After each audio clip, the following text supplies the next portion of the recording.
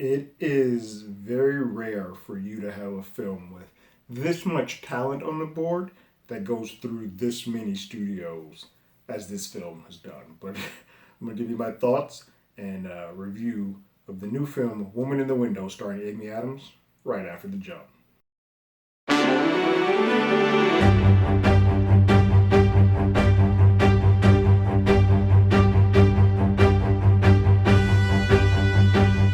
Real quick, if you haven't already, go ahead, like, share, subscribe to the channel, ring that bell below. Anytime we have something, you will be among the first to know. I remember this trailer coming out way back in the day.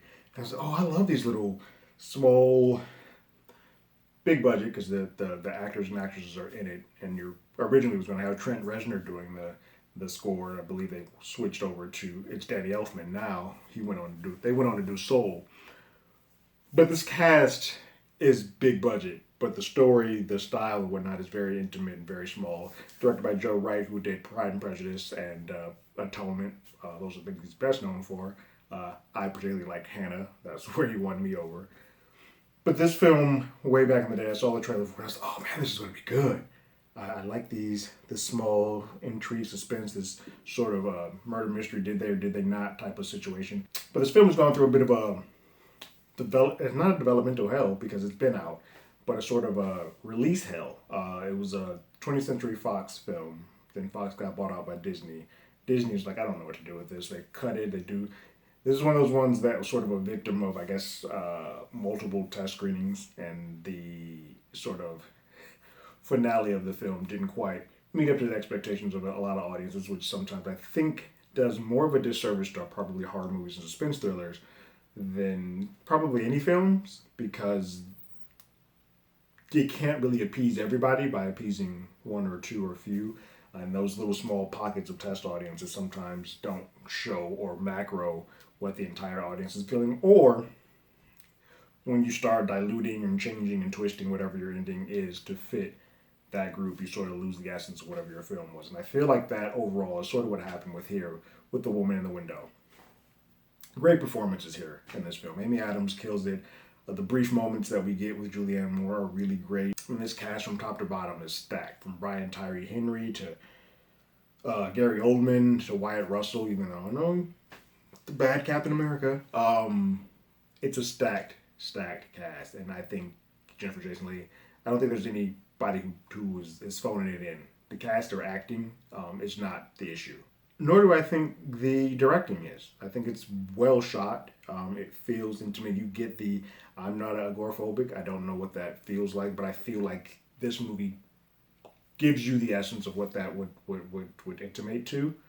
I think the soundtrack by Danny Elfman get the essence of what this movie is trying to accomplish. I think there are so many things that are working right with this film, except for the third act.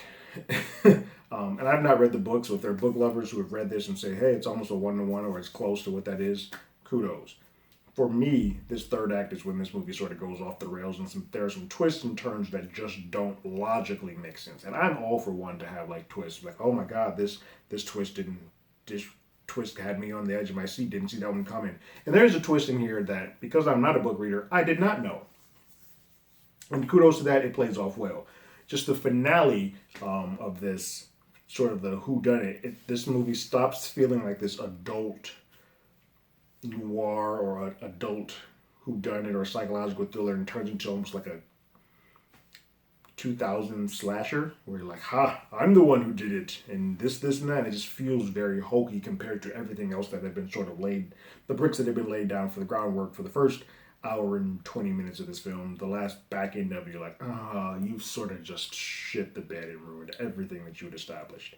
Because of that, and that's sort of where I think the bad stuff sort of all start peeling back and going back to the other things that happened before. You're like, yeah, but that doesn't work if you do this, or this doesn't work if you do this. And so the plane is flown well, but they can't quite stick the landing. And I think the landing for these type of films is what sort of rises you from the cream of the crop to like, oh, I just wasted all the time in my life watching this, to like, oh, that was good. And this feels more of like, I could have been doing something else if this is what we're choosing to do with the finale. I don't know what Joe Wright's original vision was. I don't know if this is it. I don't know if this is close to it, but it just feels like there might have been a little bit too much tinkering happening to make this film the exact thing that they wanted to, and it's sort of a disservice. Again, like sort of mentioned, the road this, I don't know who got final say. Whomever it is has done sort of a disservice to the sound department, the actors, and the director, because I think the sum of all the parts are there, just makes a very limp way to sort of bring it all together in the end. Oh no, this isn't a film that I loved at all by any means. You can tell, but it's also not one that I hate because I think the performances here, specifically Adams and Gary Oldman, are great, and Julianne Moore when she's there. I think those are some really great performances. I just think, like I said, we get to that final act, and that can ruin what is overall a good experience. If that third act doesn't work, you kind of lost the rest of it. So for me, on that scale of once is enough, play it again, Sam, or give me a time stone so I never have to think about this film again.